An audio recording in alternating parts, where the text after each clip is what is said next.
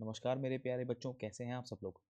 बच्चों, ये बात आप सब जानते हैं कि एनसीईआरटी ही एक ऐसी किताब है जिससे चाहे आपका नीट एग्ज़ाम हो या फिर जेईई मेंस एग्ज़ाम हो, इसी किताब से ही बनाए जाते हैं। तो आप सब लोगों के लिए खुशखबरी है कि मैंने हर एक चैप्टर को आप सब लोगों के साथ डिस्कस करने का एक डिसीजन लिया है। मैं एनसीईआरटी हाइलाइट सीरीज़ को लॉन्च कर रहा हूँ, जिसमें मैं सबसे बड़ा, सबसे दुखद चैप्टर जो है, जिसे आप लोग छोड़ देने की कोशिश करते हैं, उसे इग्नोर करते हैं, उसे बोरिंग मानते हैं, वो है D and F block chemistry. मैं उसको इतने साधारण तरीके से आप लोगों के साथ डिस्कस करूंगा कि आप लोग कभी भी उसे छोड़ने की सोचेंगे भी नहीं। तो आइए शुरुआत करते हैं, जानते हैं डी एंड एफ ब्लॉक को आसानी से कैसे पढ़ा जा सकता है, एनसीईआरटी को आसान कैसे करें। देखो बच्चों, समझते हैं कि डी ब्लॉक जो होता है वो पीरियोडिक टेबल का इस प्रकार से डिज़ाइन किया गया है कि वो ग्रुप नंबर 3 और 12 के बीच में फिट होता है। कौन कौन से ग्रुप में, ये सारी बातें आपको पता होनी चाहिए। डी और बाइटल्स के अंदर इलेक्ट्रॉन जाने के कारण इसे डी ब्लॉक एलिमेंट्स कहा जाता है। और ऐसे ही एफ ब्लॉक एलिमेंट किन्हें कहा जाएगा, 4f एंड 5f के अंदर अगर इलेक्ट्रॉन्स को प्रोग्रेसिवली फिल किया जाए तो उसे एफ ब्लॉक एलिमेंट कहा जाएगा। आपको ये बात पता होनी चाहिए कि ये जो ट्रांजिशन मेटल्स हैं और जो इनर ट्रांजिशन एलिमेंट्स हैं, इन दोनों के बीच डिफरेंस क्या होता है। ट्रांजिशन एलिमेंट्स वो हैं जो ग्रुप नंबर 3 से 12 के बीच में आते हैं, लेकिन इनर ट्रांजिशन एलिमेंट्स वो हैं जो कि आना तो चाहते थे डी ब्लॉक के बिल्कुल बाजू में, लेकिन क्योंकि एफ इलेक्ट्रॉन्स आ चुके हैं इसीलिए उन्हें अलग रखना पड़ता है। इसलिए उन्हें इनर ट्रांजिशन एलिमेंट्स या फिर रेयर अर्थ मेटल्स कहा जाता है। इनर ट्रांजिशन मेटल्स यानी कि डी एंड एफ ब्लॉक की एफ ब्लॉक की बात हो रही है। नेक्स्ट देखते हैं। देखो हमारे पास टोटल 4 सीरीज होती हैं ट्रांजिशन मेटल्स की, स्कैंडियम से लेकर जिंक तक। ऐसी 4D सीरीज चलती है, 5D सीरीज चलती है और लास्ट में 6D सीरीज चलती है। याद रखिएगा, ये जो AC है ना, ये हमारा 6D सीरीज का पहला एलिमेंट है, यानी कि डी ब्लॉक एलिमेंट है ये एफ ब्लॉक एलिमेंट नहीं है। सिमिलरली 5D सीरीज के अंदर ये जो La है, लेंथनम है, ये भी हमारा 6D सीरीज यानी कि ट्रांजिशन एलिमेंट्स की कैटेगरी में, यानी कि डी ब्लॉक एलिमेंट की कैटेगरी में आता है, एफ ब्लॉक एलिमेंट में नहीं आता है। तो जो हमारे इनर ट्रांजिशन एलिमेंट्स हैं वो कहाँ से आते हैं, सीरियम से लेकर ल्यूटियम तक, थोरियम से लेकर लॉरेंसियम तक, ये होते हैं 4n and 5f वाले सीरीज, इनको इनर ट्रांजिशन एलिमेंट्स कहा जाता है। सेपरेटली इन्हें लेंथेनाइड, 4f वाले को लेंथेनाइड और 5f वाले को एक्टिनाइड्स कहा जाता है।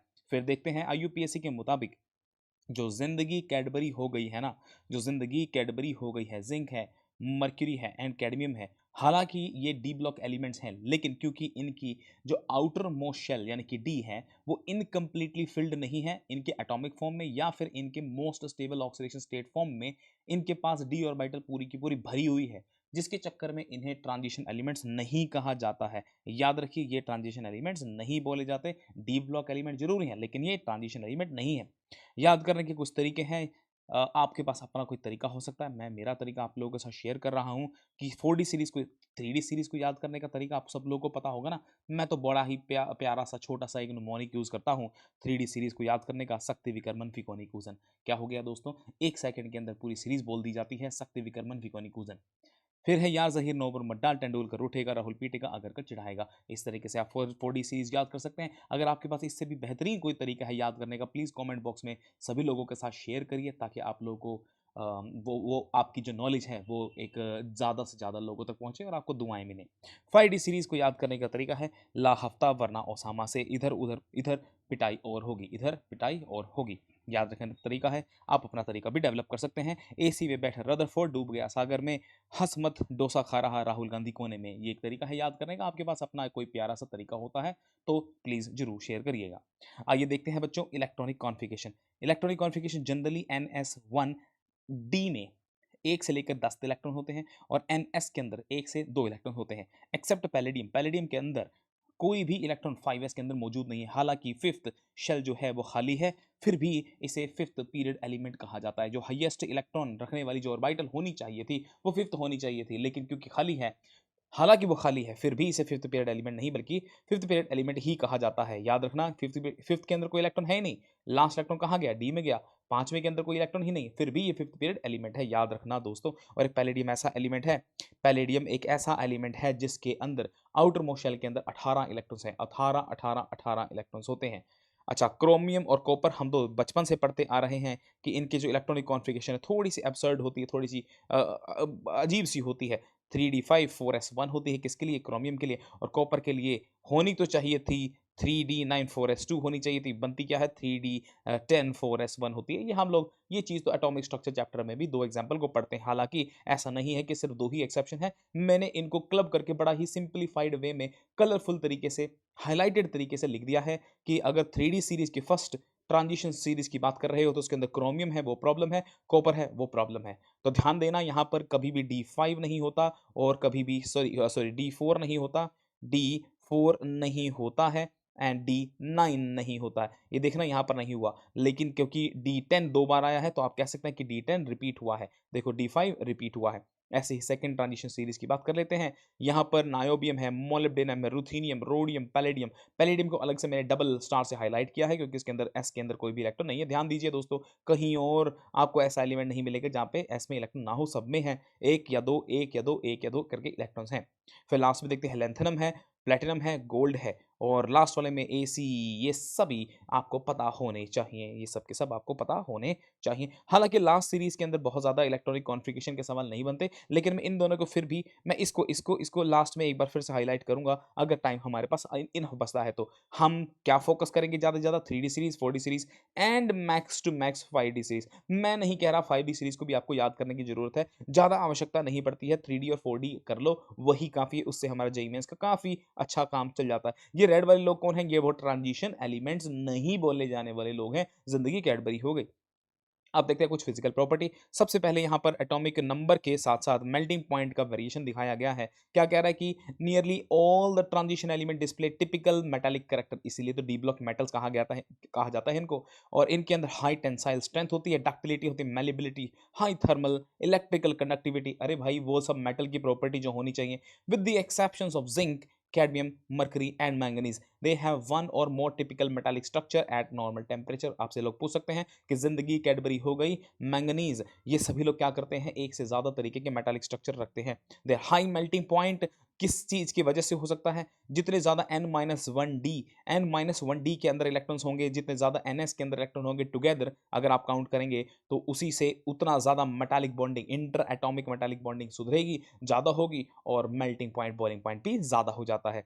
तो अपने सीरीज में क्रोमियम बेस्ट है, मोलिब्डेनम, टंगस्टन है। आप जानते हैं टंगस्टन का इस्तेमाल कहाँ किया जाता है? बल्ब के फिलामेंट में। हाँ, पुराने दिनों की बातें हैं लेकिन यूज तो किया ही जाता था ना, है ना। Metals of second and the third series have greater enthalpy. अब किसकी बात हो रही है? एंथैल्पी ऑफ एटमाइजेशन की। भैया यहाँ पर ज्यादा फोर्स ऑफ अट्रैक्शन होने के कारण इनकी 4D सीरीज और 5D सीरीज वालों की जो फोर्स ऑफ अट्रैक्शन ज्यादा होते हैं तो उनको सेपरेट करने के लिए एनर्जी भी ज्यादा लगी, एटमाइजेशन एनर्जी ज्यादा लगती है। तो हम इस बात को लिख सकते हैं, enthalpy of atomisation of 3D series is greater than 4D series. Sorry, उल्टा लिख रहा हूं मैं।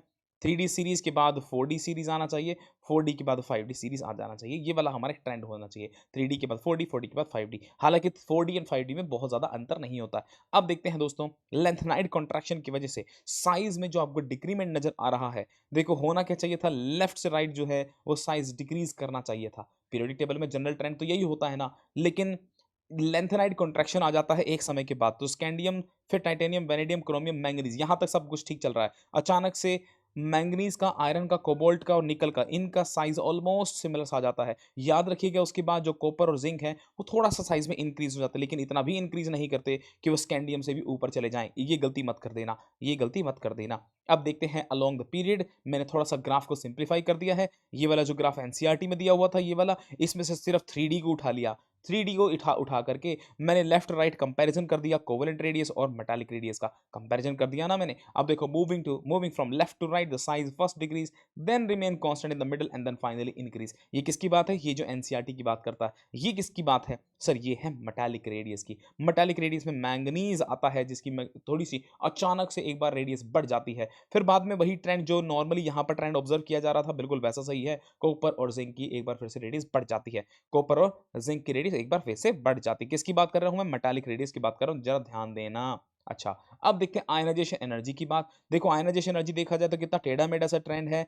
ये जो येलो वाले, ये जो ब्लू वाले लोग हैं, इसे 3D सीरीज कह देना, है ना। शक्ति विकर मनफी कौन कूजन है, तो मैं इसी के बारे में थोड़ी सी बात कर लेता हूं। हालांकि मैं जब इनऑर्गेनिक के मैंने आप लोगों को एक लेक्चर दिया था जिसमें सारे के सारे ट्रेंड्स और एक्सेप्शन थे, उसमें भी इस बात को मैंने डिस्कस किया था कि डाउन द ग्रुप जनरली क्या होना चाहिए, जनरली डाउन द ग्रुप क्या होना चाहिए? आयनाइजेशन एनर्जी को डिक्रीज करना चाहिए। देखो तो देखो ना गाइस, ऊपर से नीचे डिक्रीज कर रही है जिंदगी, कैडबरी हो गई, देखो टेढ़ा मेढ़ा सा ट्रेंड चल रहा है। जनरली क्या होना चाहिए था, डिक्रीज करनी चाहिए थी टॉप टू बॉटम, बात सही है ना मेरी, क्योंकि साइज बड़ा हो जाएगा, साइज बड़ा हो जाने से इलेक्ट्रॉन का जाना आसान हो जाना चाहिए। लेकिन अब हम बात कर लेते हैं स्पेसिफिकली लेफ्ट टू राइट की, एक सिर्फ और सिर्फ 3D सीरीज की, कि स्कूल वैन चली टेढ़ी मेढ़ी, स्कूल वैन चली टेढ़ी मेढ़ी, Neha cuts cake for Jubin.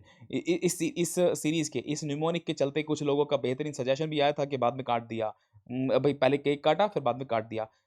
खैर ये तो हम नहीं जानते कि काटा कि नहीं काटा, लेकिन केक जरूर काटा। आगे देखते हैं।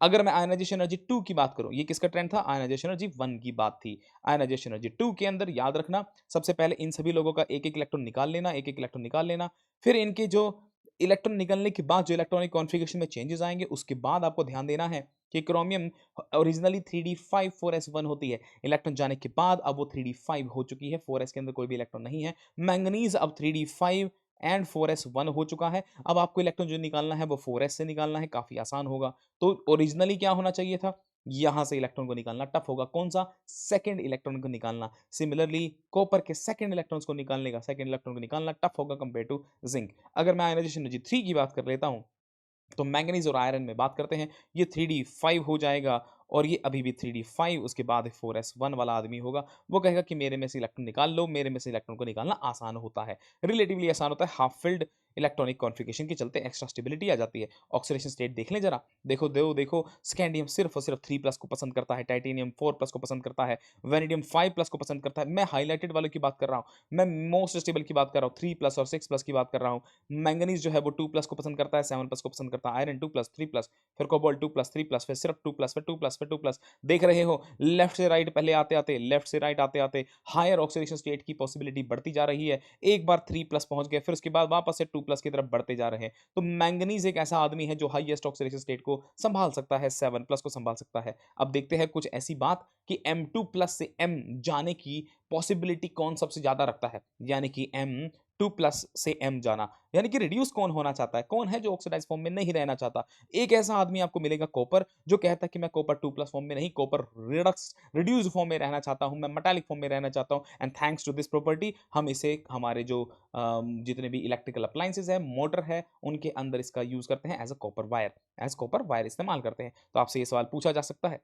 ये वाली बात को देख लेते हैं कि the unique behaviour of copper having a positive oxidation reduction potential accounts for its inability to reduce H2। मतलब अगर मैं रिएक्शन करवा दूं कि कॉपर की HCl के साथ, तो ये रिड्यूस नहीं कर सकता है H प्लस को, और क्योंकि खुद ऑक्सीडाइज नहीं होना चाहता है, खुद ये ऐसे H2 नहीं बनाना चाहता है, क्योंकि HCl जो आप इलेक्ट्रोकेमिकल सीरीज भी अगर देखेंगे तो रिएक्टिविटी भी इसको अलाउ नहीं करती है कि ऐसे हाइड्रोजन गैस को निकाल ले। तो अगर कॉपर वायर अगर आपकी खराब हो रखी है, खराब यानी कि उसके ऊपर कोई गंद वंद लग गया है, तो आप उसको HCl से, डाइल्यूट HCl से क्लीन कर सकते हैं, वायर को क्लीन किया जा सकता है। लेकिन अगर आपने एक ऑक्सीडाइजिंग एसिड जैसे कि nitric and hot concentrated sulphuric acid को लिया, तो ये लोग उसे रिएक्शन कर लेते हैं, कन्विंस कर लेते हैं कि आओ मुन्ना रिएक्शन करते हैं। तो हाई एनर्जी ट्रांसफॉर्म, जो भी हाई एनर्जी होती है, वो इसे कॉपर सॉलिड से कॉपर 2 प्लस में कन्वर्ट कर देती है। और जो हाइड्रेशन एंथैल्पी है वो जो होता है, तो जनरली ट्रेंड जो ऐसा पाया जाता है कि ये जो हम कॉपर से कॉपर 2 प्लस बनाना चाहते हैं ना, हाई एनर्जी टू ट्रांसफॉर्म, हमें 2 इलेक्ट्रॉन को निकालना है,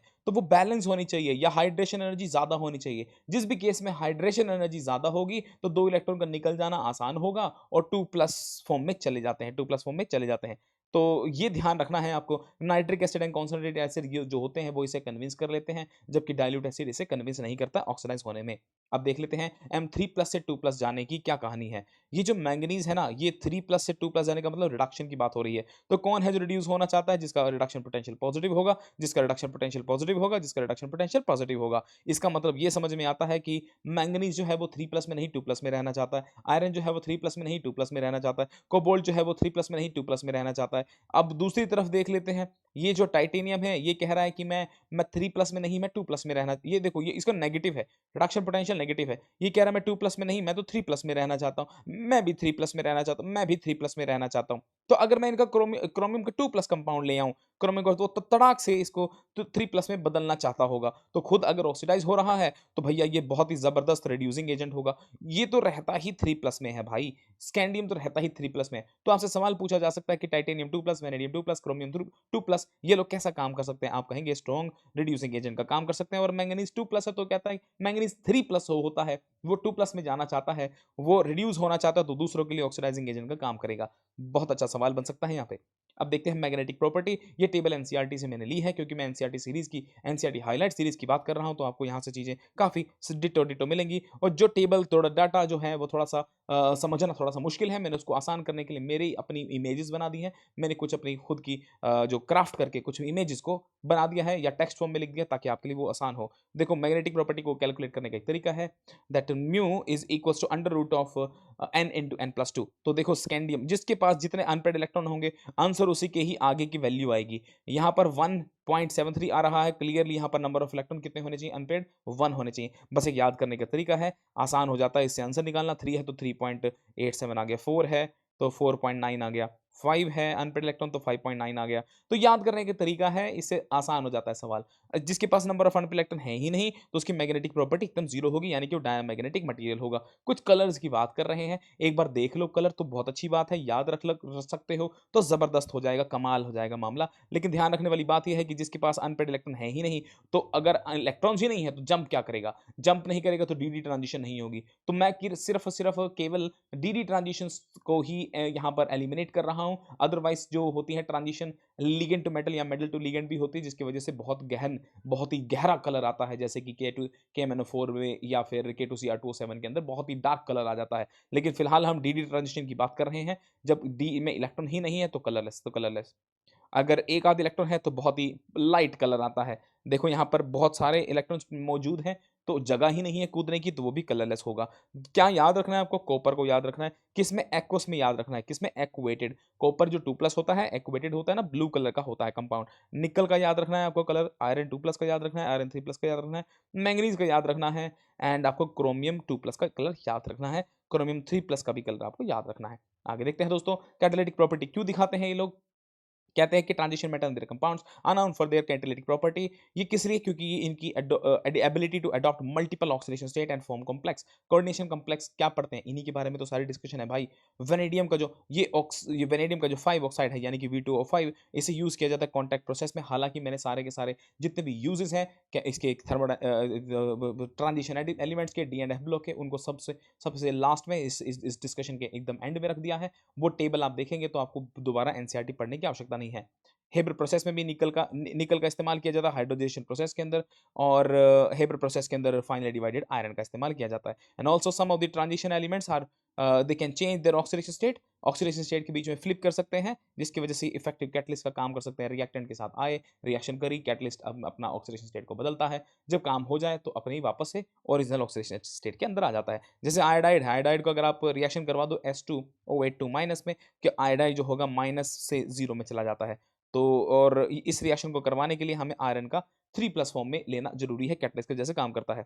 तो आयरन 3+ सबसे पहले आयोडाइड को क्या करेगा? I2 में कन्वर्ट करेगा। तो अब जो Fe2+ में कन्वर्जन हुआ था, वो क्या करेगा? S2O8 माइनस रिएक्शन करके वापस से Fe3+ बना देता है, और SO4 टू नेगेटिव बना देता है।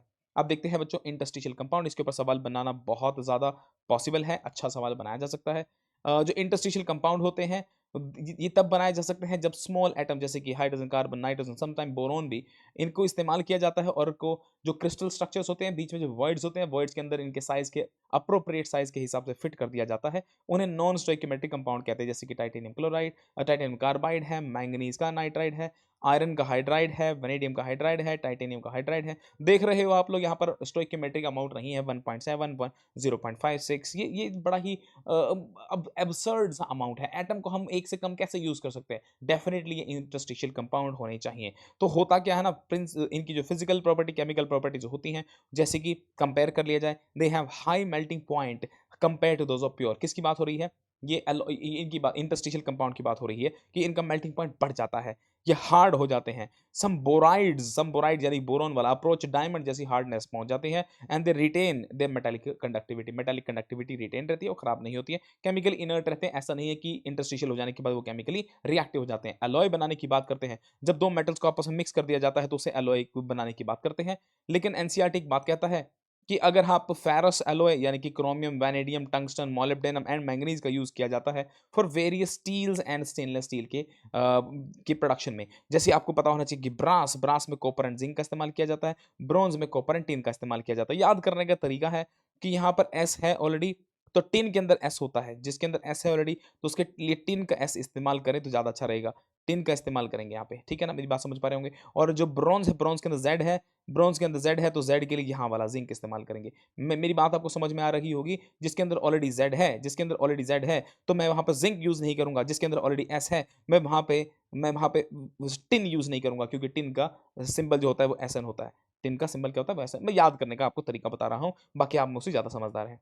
अब देखते हैं कुछ oxides and oxo anions of the metals. जैसे कि ये कह रहा है कि जो स्कैंडियम है ना, वो स्कैंडियम एमओ ऑक्साइड नहीं बनाता है, वो हमेशा क्या बनाएगा, हमेशा 3+ फॉर्म में रहता है। बाकी लोग जो होते हैं जैसे कि स्कैंडियम का 3+ में बनेगा, मैंगनीज इस प्रकार से बना सकता है। ये कुछ ऑक्साइड जो होते हैं वो मिक्स्ड ऑक्साइड्स भी होते हैं। तो 7 beyond group number 7 no higher oxides बनाए नहीं जा सकते। जैसे कि Fe2O3 है, ये बनाया जा सकता है। टाइटेनियम का हम 5+ ऑक्सीडेशन स्टेट के अंदर भी कंपाउंड, ये 4+ ऑक्सीडेशन स्टेट, यानी कि टाइटेनियम का 4+ ऑक्सीडेशन स्टेट में भी कंपाउंड बनाया जा सकता है। जैसे जैसे ऑक्सीडेशन स्टेट जो होती है मेटल की इंक्रीज करती है, आयनिक करैक्टर भी इंक्रीज करता है। ये तो बात हम बहुत बचपन से जानते आए हैं। जैसे कि MN2O7 जो है एक कोवेलेंट कंपाउंड है, ग्रीन कलर का ऑयल होता है। मैं इसकी आपको शक्ल भी दिखाऊंगा, ये देखिए कुछ ऐसा होता है, ग्रीन कलर का कंपाउंड होता है। कैसा होता है, ग्रीन कलर का लिक्विड होता है, ऑयल होता है। Even CrO3 and V2O5 have low melting point. तभी जैसे MnO2 की बात करें, वो ऑयल फॉर्म में है तो मेल्टिंग पॉइंट काफी लो रहा होगा, है ना। और ये प्रीडोमिनेंटली एसिडिक होते हैं। क्या होते हैं, प्रीडोमिनेंटली एसिडिक होते हैं, क्योंकि इनके अंदर काफी ज्यादा पॉजिटिव स्टेट है, यानी कि ऑक्सीडेशन स्टेट काफी हाई है। और जो MnO2 है, ये सवाल बनाया जा सकता है, मेरे हिसाब से बहुत इंपॉर्टेंट सवाल बनाया जा सकता है, चाहे वो नीट हो या जेईई मेंस के आने वाले अटेम्प्ट के लिए हो। तो MnO2 को आप अगर H2O के साथ रिएक्शन करवा दे तो उससे HMnO4 बन जाता है। तो बहुत ही स्ट्रॉन्ग एसिड होता है ये। CrO3 को रिएक्शन करवा दे पानी के साथ तो ये H2CrO4 साथ ही साथ H2Cr2O7 बना देता है। V2O5 को अगर आप रिएक्शन करवाएं तो ये, हालांकि ये एक एम्फोटेरिक ऑक्साइड है, मेनली ये एसिडिक का बिहेवियर आपको दिखाता है। ये क्या बना देता है, ये सवाल बनाया जा सकता है कि पानी के साथ रिएक्शन करवाने से ये बना देता है VO43- as well as VO2+, ये कंपाउंड बना देता है। इन वेनेडियम थोड़ी सी और बातें हैं, मैं आपको थोड़ा सा और आपको दिखाऊंगा। नेक्स्ट पेज पे दिखाता हूँ, मैंने सेग्रीगेट कर रखा है। CrO जो होता है वो बेसिक है, जबकि Cr2O3 जो होता है वो एम्फोटेरिक होता है। ये कुछ बातें हैं, मैंने यहाँ पर टेक्स्ट फॉर्म में लिख दिया है। देखो MnO7 जो है उसे पानी के साथ रिएक्शन करवाने से काफी स्ट्रॉन्ग एसिड बनाया जा सकता है। CrO3 को भी काफी स्ट्रॉन्ग एसिड में कन्वर्ट किया जा सकता है पानी से डिसॉल्व करवाने में। जो V2O3 है, V2O5 है, V2O3, V2O4, V2O5 है। यहाँ लेफ्ट से राइट आप देख पा रहे होंगे ऑक्सीडेशन स्टेट बढ़ रही है। ऑक्सीडेशन स्टेट बढ़ने से बच्चों अब इनका एसिडिक कैरेक्टर भी थोड़ा थोड़ा बढ़ता है। तो ये मोर बेसिक से लेस बेसिक टूवर्ड्स प्रीडोमिनेंटली ये एसिडिक कैरेक्टर, लेकिन क्योंकि इसके अंदर बेसिक कैरेक्टर भी है तो ये एम्फोटेरिक नेचर में काउंट होता है। V2O5 is amphoteric oxide. फिर देखते हैं CrO, Cr2O3, CrO3 2+, 3+ एंड 6+ में लोअर ऑक्सीडेशन स्टेट पक्का पक्का बेसिक होगा, एम्फोटेरिक, और लास्ट में प्रीडोमिनेंटली एसिडिक बिहेवियर आया है, एसिडिक बिहेवियर आ गया। एम्फोटेरिक ऑक्साइड याद करने का एक तरीका है कि जनाबे आली, सबसे अच्छा पंजाबी सॉन्ग गाया करो भाई। जनाबे आली में क्या है, ZnO है, BeO है, अलुमिना है, एंटीमनी का कंपाउंड है, आर्सेनिक के कंपाउंड है। लेड के ध्यान रखेंगे 2+ का भी है, 4+ का भी कंपाउंड है। टिन का भी 2+ का भी है और 4+ का भी कंपाउंड है। गैलियम है, क्रोमियम है, क्रोमियम का मात्र 3+ का कंपाउंड एंड वेनेडियम का 5+ वाला कंपाउंड होता है। याद रखना VO2 जो होता है वो बेसिक होता है। मैंने अभी यहाँ पर थोड़ी देर पहले यहाँ पर बताया भी, VO2 इसको आप क्या कर सकते हैं, शॉर्ट फॉर्म में इसको VO2 भी कह सकते हैं, है ना, VO2 भी कह सकते हैं, बेसिक में माना जाता है। K2Cr2O7 की बात कर लेते हैं, यहाँ से सवाल बनता है कि K2Cr2O7 जो होता है एक इंडस्ट्री में यूज किया जाने वाला बहुत अच्छा, लेदर इंडस्ट्री में यूज किया जाने वाला कंपाउंड है, जबकि हम इसे ऑर्गेनिक केमिस्ट्री के अंदर काफी बढ़िया ऑक्सीडाइजिंग एजेंट के जैसे भी ट्रीट करते हैं। तो बनाया कैसे जाता है, हम इसे फ्यूजन करते हैं किसके साथ, क्रोमाइट और के साथ। कौन है क्रोमाइट, क्रोमाइट और FeCr2O4 है। साथ में क्या यूज किया जाता है, Na2CO3 यूज किया जाता है। ये बात बहुत इंपॉर्टेंट है कि एक फ्री एक्सेस ऑफ एयर चाहिए ही चाहिए, आपको ऑक्सीजन की सप्लाई देनी ही पड़ेगी। तो बनेगा क्या यहाँ से, Na2CrO4 बनेगा, साथ में Fe2O3 बनता है, CO2 गैस निकलती है। अगर आपने ऑक्सीजन यूज नहीं की तो रिएक्शन नहीं होगी। ये जो येलो सॉल्यूशन आया, ये जो येलो सॉल्यूशन आया है of sodium chromate is filtered, और उसके बाद हम सल्फ्यूरिक एसिड को डालते हैं। सल्फ्यूरिक एसिड को डालने के बाद आपको मिल जाता है Na2Cr2O7। देखो बच्चों, अभी भी ये ऑरेंज हुआ है, येलो से ऑरेंज हुआ है, ऑरेंज बन जाता है, और इसको फिर हम रिएक्शन कर देते हैं। और नेक्स्ट फिर से रिएक्शन करते हैं KCl के साथ, जो कि क्या करता है, इसे K2Cr2O7 में कन्वर्ट कर देता है, और फिर हमारा जो हमें एक्चुअल में कंपाउंड चाहिए वो प्रेसिपिटेट हो जाता है। Treating solution with sodium dichromate with potassium chloride, ये सवाल बनता है, यहाँ से कंपाउंड हमारा तैयार हो जाता है।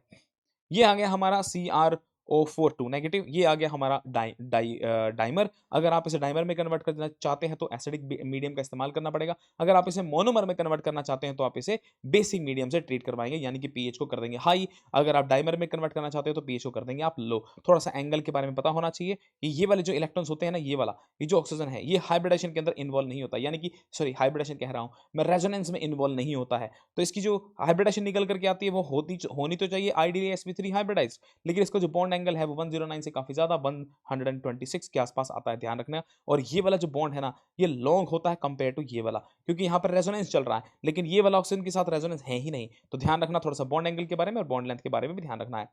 अगर मैंने रिएक्शन कर दी Cr2O7 की एसिडिक मीडियम के साथ, और हम यूज करते हैं कब 6 इलेक्ट्रॉन्स, क्योंकि एन फैक्टर आएगा 6, क्रोमियम 3+ में कन्वर्ट हो जाता है, यानी कि ऑक्सीडाइजिंग एजेंट का काम कर सकता है। आयोडाइड को कन्वर्ट कर देगा I2 में, H2S को कन्वर्ट कर देगा एलिमेंटल सल्फर के अंदर, टिन 2+ को कन्वर्ट कर देगा टिन 4+ के अंदर, एंड Fe2+ को कन्वर्ट कर देगा Fe3+ के अंदर। ये सभी के सभी काम जो K2Cr2O7 करता है वो एसिडिक मीडियम में ही करता है। पोटेशियम परमैंगनेट की बात कर लेते हैं, इसे भी हम फ्यूज करते हैं किसके साथ, MnO2 के साथ, जिसे पाइरुलुसाइड कहा जाता है। अब हमने इसको KMnO4 के साथ MnO2 के साथ रिएक्शन करवाया, KOH, और फिर से एक बार ऑक्सीजन चाहिए, खूब सारी खूब सारी। या फिर आप एक ऑक्सीडाइजिंग एजेंट KNO3 का इस्तेमाल कर सकते हैं, जो कि खुद भी एक ऑक्सीजन का सोर्स होता है। इससे मिलेगा K2MnO4, और फिर उस K2MnO4 को वापस हम डालेंगे पानी एसिडिक वाटर में, या एसिडिक मीडियम बनाएंगे, और उससे हमारा कंपाउंड जो बन जाता है MnO4-, साथ ही साथ MnO2 भी बनता है। जरा ध्यान तो देना, यहाँ 6+ है, 6+ से कंपाउंड आया है 7+ में, और ये कंपाउंड बन गया है 4+ में। जरा मुझे इस रिएक्शन के टाइप का नाम बता देना चैट बॉक्स के अंदर, ये रिएक्शन कैसी हुई है कि हमने 6+ से 2 कंपाउंड बनाए मैंगनीज का, एक 7+ में और एक बनाया है 4+ कंपाउंड के अंदर। अगर आप रिएक्शन करना चाहते हैं कमर्शियली MnO2 को हम KAOH के साथ फ्यूज करवाते हैं, साथ साथ एयर या KNO3 के साथ फ्यूज करवाते हैं, उससे परमैंगनेट बनेगा। सर ये तो ऊपर वाला मेथड ही हो गया, हाँ बिल्कुल सही बात है, लेकिन नेक्स्ट स्टेप जो है, नेक्स्ट स्टेप में एसिड वेसिड का इस्तेमाल नहीं किया जाता, इलेक्ट्रोलाइटिक ऑक्सीडेशन की जाती है, which is generally consider very pure, मतलब बहुत ही अच्छी प्रोसेस मानी जाती है। जब भी आप प्योर फॉर्म में कोई कंपाउंड बनाना चाहते हैं तो electrolytic method work the best. फिर देखते हैं KMnO4 जो है, पोटेशियम परमैंगनेट, जो डार्क कलर का कंपाउंड होता है, ऑलमोस्ट ब्लैक जैसा दिखता है, आइसोस्ट्रक्चरल होता है विद KClO4। ये रहा ये KClO4 और KMnO4, ये रहा KMnO4 और KClO4 जो होते हैं बिल्कुल डिट्टो डिट्टो सेम सेम दिखते हैं। The salt is not very soluble in water, मतलब बहुत ज्यादा सोल्युबिलिटी नहीं होती, फिर भी कलर इतना ज्यादा दिखाता है। लेकिन अगर आपने इसको हीट कर दिया, ओ माय गॉड, ये सवाल बनाया जा सकता है, बहुत इंपॉर्टेंट सवाल है। अगर आपने इसको 513 केल्विन तक हीट कर दिया तो ये K2MnO4 एंड साथ ही साथ MnO2 ऑक्सीजन गैस को लिबरेट कर देता है। ध्यान रखना, अब यहाँ पर 7+ था, 7+ से 6+ आ गया, 6+ के साथ साथ 4+ आ गया। बहुत ही इंपॉर्टेंट चीज है, कलर याद रखना, ये ग्रीन कलर का कंपाउंड है, KMnO4 जो होता है वो पर्पल होता है। ये क्या है, MnO4 2-, ठीक है। अच्छा, अगर मैंने इसका इस्तेमाल कर लिया बच्चों एसिडिफाइड KMnO4 का, तो ये ऑक्सलेट को CO2 में कन्वर्ट कर देगा, Fe2+ को Fe3+ में कन्वर्ट कर देगा, नाइट्राइट को नाइट्रेट में कन्वर्ट कर देगा, आयोडाइड को आयोडीन में कन्वर्ट कर देगा। बहुत इंपॉर्टेंट है, ये सब का सब एसिडिक मीडियम में काम चल रहा है। न्यूट्रल मीडियम में या फिर फ्रेंडली अल्कलाइन मीडियम में ध्यान देंगे तो आयोडाइड कैसे ने कन्वर्ट कर दिया, आयोडेट में, आयोडेट में IO3-। बताइए मुझे IO3- के अंदर आयोडीन की ऑक्सीडेशन स्टेट क्या है, मुझे कमेंट बॉक्स में बताएंगे, आप लोग चैट बॉक्स में बताएंगे। S2O3 2- है, उसे हमने कन्वर्ट कर दिया सल्फेट के अंदर। ये सब का सब काम काम चल रहा है न्यूट्रल मीडियम के अंदर। ध्यान दीजिए, यहां से सवाल बनता है भैया, MnO2, ओ हो, ये वाला सेंटेंस को हम ढंग से पढ़ेंगे। Manganese salt is oxidised to MnO2, manganous salt is oxidised to MnO2, the presence of zinc sulphate, क्या, the presence of zinc sulphate और zinc oxide catalyse this oxidation. MnO4- की रिएक्शन करवा दी मैंने Mn2+ के साथ, ये इसे 4+ में कन्वर्ट कर देता है, इसको ऑक्सीडाइज कर दिया है। और अगर आप इस रिएक्शन को थोड़ा सा और ट्रिगर करना चाहते हैं, कैटलाइज करना चाहते हैं, तो जिंक सल्फेट या फिर जिंक ऑक्साइड डाल दीजिए। नॉट है एक बात, क्या है भाई, जो परमैंगनेट टाइट्रेशन है in the presence of HCl जो होती है वो अनसेटिस्फैक्टरी होती है, क्योंकि जो HCl है वो खुद ही ऑक्सीडाइज हो जाता है कि MnO4 की प्रेजेंस में और क्लोरीन गैस बना देता है, तो रिएक्शन लुल हो जाती है, ध्यान रखना इस बात का। अब बात कर लेते हैं एक्टिनाइड्स की। एक्टिनाइड में सबसे पहले 4F सीरीज है, किसी ने पर नदियां प्रेम की समाई यूं गदगद तब्दिल हुआ, अरे तुम ये भी लूट लो। और फिर 5F सीरीज को याद करने का तुम्हें पढ़ा न्यूज़पेपर पुराना, आम कम बिके कैफे में ऐश फरमाते मैडोना लारा। याद करने का तरीका है, ये मैंने एनसीईआरटी का ही चित्र लिया हुआ है, लेकिन उसको और आसान करने के लिए मैंने यहाँ पर एक डब्बा बना दिया है, लिख दिया है कि वेरिएबल ऑक्यूपेंसी की वजह से क्या क्या एबनॉर्मेलिटी आ रही है इलेक्ट्रॉनिक कॉन्फ़िगरेशन की। अगर आप ध्यान दें कि जो 4F सीरीज की पहले बात कर लेता हूँ, 4F सीरीज की पहले बात कर लेता हूँ, जो D1 वाले जो लोग हैं वो है सीरियम, गैडोलिनियम एंड ल्यूटिटियम। ये 3 लोग होते हैं जिनके पास D1 में इलेक्ट्रॉन होता है, हालांकि हमारे पास बाकी सारे लोगों के पास D में कोई भी इलेक्ट्रॉन मौजूद नहीं होता। अब आ जाते हैं टेबल पे वापस, देखते हैं क्या ये बात सच है, क्या ये बात सच, क्या ये बात सच, क्या ये बात सच है। देखो देखो देखो देखो ना गाइज, ये रहा, ये रहा, ये रहा, ये रहा, ये रहा। तो सबसे पहले लैंथनम है, फिर आ गया गैडोलिनियम, फिर आ गया लिथियम, ल्यूटिटियम। ये सॉरी, ये सबसे पहले क्या होना चाहिए, ये रहा डी, ये वाला, इसकी बात कर रही थी ना मैंने। मैं +1 की +2 की बात क्यों कर रहा हूँ, मैं इसकी बात करूंगा। डी में इलेक्ट्रॉन है, यहाँ पर भी डी में इलेक्ट्रॉन है, खैर यहाँ तो आना ही चाहिए, ये तो डी ब्लॉक एलिमेंट है, तो इसकी तो बात ना ही करें तो अच्छा है। सीरियम की बात कर लेंगे, सी आ गया। गैडोलिनियम की बात करेंगे, जी आ गया। फिर लास्ट में ल्यूटिटियम की बात करेंगे तो लू आ गया, लू आ गया। ठीक है, इन तीनों के बारे में आपको ध्यान देना है। फिर देखते हैं नेक्स्ट पे, फिर देखते हैं नेक्स्ट में जो हमारे पास जो एक्टिनाइड सीरीज है यानी कि 5F सीरीज है, उसके अंदर थोरियम जो है ना, थोरियम वो D2 वाला आदमी है, सबसे अकेला आदमी है जो अलग चलता है। एक एकला चलो रे, कतई एकला चलो भाई साहब। ऐसे 1 2 3 4 5 6 ऐसे लोग हैं जो D1 में इलेक्ट्रॉन रखते हैं और बाकी सारे 0 0 0 रहते हैं। तो देख लेते हैं जरा कौन कौन है वो लोग। ये देखिए, एक ये रहा, होना ही चाहिए था, होना भी चाहिए था, इसके बारे में ना ही चर्चा करें तो ज़्यादा अच्छा रहेगा। यहाँ देखना ज़रा, इसके पास डी में 2 इलेक्ट्रॉन्स हैं, ओह माय गॉड! इसके पास एक डी में 1 है, 1 है, 1 है। ये कौन है? 91 है, 92 है, 93 है, ये वाला आदमी याद रखेंगे। ये कौन आ गया फिर से अचानक से? 96 वाला आदमी आ गया, फिर लास्ट में कौन आया है? 103 आदमी आ गया। तो 1 2 3 4 5 आदमी आ गए, जिसके अंदर 1 1 1 1 1 में इलेक्ट्रॉन है। ये देखो ज़रा, देखो ना गाइज़, कितने आदमी थे? एसी, फिर हमारा एसी को भी इंक्लूड किया है। हालाँकि मेरे को एसी यहाँ पे नहीं लिखना चाहिए, लेकिन मैंने यहाँ पर भी अगर आप लिखना चाहते हो तो फिर एलए को लिख लो, फिर बात पूरी हो जाएगी। यहाँ पर आप एलए को भी लिख लीजिए। अब बात अच्छी लग रही है। एसी को अगर आप, क्योंकि डी ब्लॉक का एलिमेंट ही नहीं है, जब ये डी ब्लॉक का एलिमेंट ही नहीं है तो मैं यहाँ पे एक्सेप्शन की जैसे क्यों लिखूँ इसको? तो आपको लिखना चाहिए PAU न्यूज़पेपर एंड कैफ़े में ऐश फरमाते मैडोना लारा, लारा आ गया, लारा आ गया लास्ट के अंदर। तो ये सारी, अब देखते हैं इसको, मैंने यहाँ पर जो चित्र बना के लगा दिया है कि सबसे पहले ये आदमी है जो नॉनसेंस इलेक्ट्रॉनिक कॉन्फ़िगरेशन रखता है। नॉनसेंस का मतलब है थोड़ी-सी गंदी रखता है, और ये आ गया। इस हिसाब से इसको पढ़ेंगे। फिर नीचे कौन आया? थोरियम आया, थोरियम के पास 2 इलेक्ट्रॉन हैं, और फिर आ गया है पढ़ाऊँ आ गया, और न्यूज़पेपर आ गया। पुराना आ गया, आम कम बिके, कम बिके। बस इतने ही होते हैं, बाकी सब बढ़िया, बाकी सब बढ़िया है। और हाँ, एक एक और इसकी लास्ट में इसकी भी बात कर लेनी चाहिए। 1 2 3 4 5 और ये लास्ट में इसकी भी बात कर लेते हैं। ठीक है? ये सारे लोगों के बारे में मैंने यहाँ पर बात कर ली है। कौन-कौन आ गया? ये 2 इलेक्ट्रॉन वाला आ गया, ये 1 इलेक्ट्रॉन, 1 इलेक्ट्रॉन, 1 इलेक्ट्रॉन, 1 इलेक्ट्रॉन, और ये लास्ट वाला, इसके अंदर भी 1 ही इलेक्ट्रॉन यहाँ पर मौजूद है। थोड़ा ध्यान देंगे तो चलेगा, आपका काम मज़ा आ जाएगा आपको। एफ ब्लॉक में साइज़ की बात कर लेते हैं, लेफ्ट राइट साइज़ जो होता है वो घटना चाहिए था। लेकिन अचानक से ये गधा बीच में यूरोपियम जो है सबसे बड़ा साइज़ का आ जाता है। थोड़ा ध्यान रखना है बस यहाँ पे सॉरी F7 की वजह से, F7 की वजह से। अच्छा जी, अगर मैं इनके इलेक्ट्रॉनिक कॉन्फ़िगरेशन को ध्यान करूँ दे दूँ और इनके 3-3 इलेक्ट्रॉन को निकाल दूँ, यानी कि इनका बना दूँ 3+, तो 3+ में कोई समस्या नहीं है, टॉप टू बॉटम साइज़ इनका डिक्रीज़ कर रहा है, यानी कि लेफ्ट राइट की बात कर रहा हूँ, साइज़ इनका डिक्रीज़ कर रहा है, मस्त डिक्रीज़ करेगा, कोई समस्या नहीं है कि सीने पर नदियाँ प्रेम की समाई यूँ गदगद तब्दील हुआ, अरे तुम ये भी लूट लो, तो सब कुछ बढ़िया चल रहा है। लूटने दो भाई, इनको लूटने दो। अच्छा, अब बात कर लेते हैं ऑक्सीडेशन स्टेट को स्टेबिलिटी देने वाले लोग, यानी कि इनको 3+ ज़्यादा पसंद है, तो अगर 4+ वाला कोई आदमी होगा वो कहेगा कि मुझे रिड्यूस होना है। अगर उसे रिड्यूस होना है तो उसका रिडक्शन पोटेंशियल हाई होगा। अगर उसका रिडक्शन पोटेंशियल हाई है तो दूसरे को ऑक्सीडाइज करेगा, तो फिर ये ऑक्सीडाइजिंग एजेंट का काम करेगा। गुड एनालिटिकल एजेंट का भी काम करता है। बाकी जो लोग हैं, जो जैसे कि यूरोपियम 2+ है, ये कहता है मैं 3+ में जाना चाहता हूँ, 3+ में जाना चाहता हूँ तो ऑक्सीडाइज होना चाहता है, ऑक्सीडाइज होना चाहता है तो दूसरों के लिए रिड्यूसिंग एजेंट का काम करेगा। सिमिलरली YB2+ एंड TB4+, ये सारे कुछ एग्जाम्पल्स हैं जिनके बारे में मैंने यहाँ पे हाईलाइट कर दिया है। अच्छा जी, ये कुछ चित्र हैं जो एनसीईआरटी से ही लिया गया है। अगर आपने लैंथेनाइड को एसिड के साथ रिएक्शन करवाया तो एच2 गैस रिलीज़ होगी, हैलोजन के साथ करवाया तो LnX3 बन जाएगा, पानी के साथ रिएक्शन करेंगे तो हाइड्रॉक्साइड बन जाएगा और H2 गैस निकल जाएगी। कार्बाइड भी बनते हैं, नाइट्राइड भी बनते हैं, सल्फाइड भी बनते हैं और ऑक्साइड भी बनते हैं। जनरल फ़ॉर्मूला के बारे में आपको पता होने चाहिए। कहते हैं कि थोड़ी-सी इंपॉर्टेंट बात देख लेते हैं कि best single use of the lanthanide is for the production of alloy steels for the plates and pipes.